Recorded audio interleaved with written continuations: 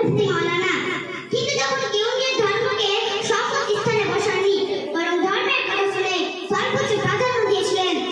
দেশকে লোককে চেয়েছিলেন ব্রিটিশদের গোলামি থেকে দেশকে আজাদ করাতেই হবে। কিন্তু আফসোস, দেখে যেতে পারেননি সেই ইচ্ছিত আজাদি, কিন্তু উপভোগ করেছেন জাতীয় সম্পত্তি, সেই অমৃত অনুভব।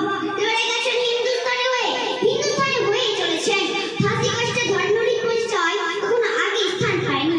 কখনো বলা হয়নি মুসলমান হিন্দুস্তানি কিংবা হিন্দু হিন্দুস্তানি, সর্বদা আগে এসেছে হিন্দুস্তানি শব্দটি। হিন্দুস্তানি মুসলমান, হিন্দুস্তানি হিন্দু, হিন্দুস্তানি খ্রিস্টান। গোলামীর ধারণায় শাসকদের রাজত্বকালে কতটা প্রচলিত ছিল জানা নেই, কিন্তু ইস্ট ইন্ডিয়া কোম্পানির আগমন এবং ইন্ডিয়াতে ব্রিটিশ রুল থেকে গোলামী ধারণা প্রকট হতে থাকে। ব্রিটিশের নিয়ন্ত্রণে মানুষ প্রজা নয়, গোলাম হিসেবে প্রতিমান হতে শুরু হয়।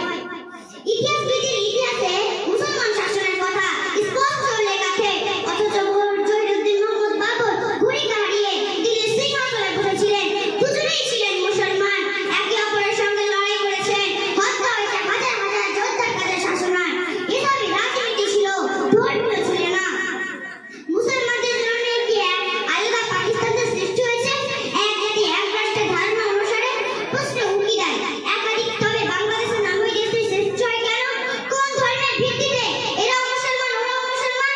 তবে যে বলা হয়েছিল মুসলমানদের দেশ পাকিস্তান, তবে কি ইস্ট পাকিস্তানের সব মুসলমানদের বাস? না। এবার বিভাজনের কারণ হলো ভাষা, মাতৃভাষা, বাংলা ভাষা। ধর্মের পর ভাষাতে বিভাজন, মুক্তির পর আবার মুক্তিযুদ্ধ, অবশেষে বাংলাদেশের সৃষ্টি। আর আমাদের ভারতবর্ষে রোজ রোজ নতুন নতুন তৈরি হয় বিভাজনের বিষয়, বিভাজনের কিছু নাই। কখনো বলে আমি পাঞ্জাবি, কখনো মারাঠা, কখনো দ্রাবিড়, কখনো গুজরাটি, কখনো বিহারি, কখনো বাঙালি। তৈরি হয় সংখ্যালঘু আর সংখ্যাগুরু ধারণা। আমরা সাধারণ ভারতীয়রা এখনো ধরে রাখতে পেরেছি আমাদের ভারতীয়ত্ব। হাজারো বিভাজনের মাঝেও নারী সন্তানকে দূরে সরিয়ে রেখে একে অপরের পাশাপাশি রয়েছি। প্রতিবেশীর জন্য আজ আমার হৃদয় কাঁদে। আজ মুসলমান প্রতিবেশী নিজে স্বাক্ষর করে হিন্দু প্রতিবেশী, একজন হিন্দু প্রতিবেশী গোরস্থানের জন্য নিজের জমি মুসলমানদের দেয়।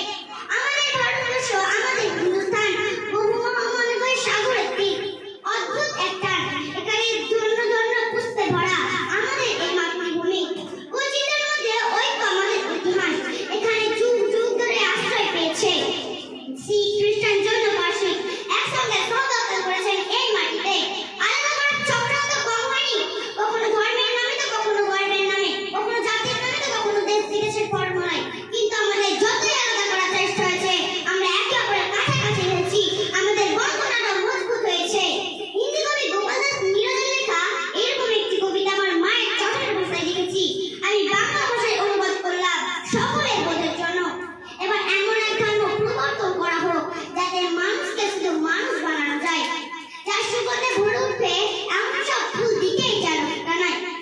অগ্নি প্রবাহিত হচ্ছে গঙ্গাতেও আর ঝিলমে। কেউ বলে দিক কোথায় গিয়ে গা ধোয়ানো যায়। আমার উল্টায় এমন আলোময় থাকুক এই সভা, প্রয়োজনে তিল তিল আমার রক্ত জ্বালানো যায়। প্রেমকে নির্মমভাবে করা হলো কেন বুঝতে, সব আধারকে আলোতে ডাকানো যায়। আমার কষ্টের উপর তোমার প্রভাব এমনই করুক, অভুক্ত থাকি আমি, তোমাকেও না খাওয়ানো যায়। শরীর দুই হলেও মন নিজেদের এমনই হোক, আমার চোখের অশ্রু তোমার চোখের পলকে ওঠানো যায়। এবার এমন এক ধর্ম চালানো হোক যার দ্বারা মানুষকে শুধু মানুষ বানানো যায়। আসসালামু আলাইকুম।